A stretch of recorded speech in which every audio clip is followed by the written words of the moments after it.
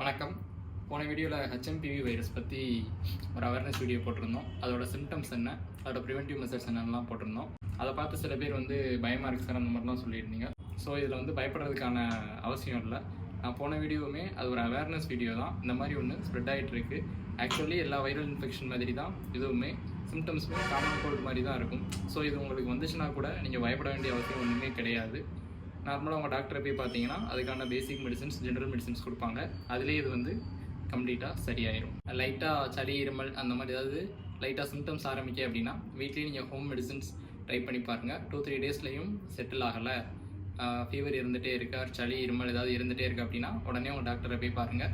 பேசிக்கான மெடிசன்ஸ் கொடுப்பாங்க, ஈஸியாகவே சரியாகிடும். சில பேர் இது கோவிட் மாதிரி வந்துடுமா சார், பெரிய டிசீஸ் அப்படின்லாம் கேட்டீங்க.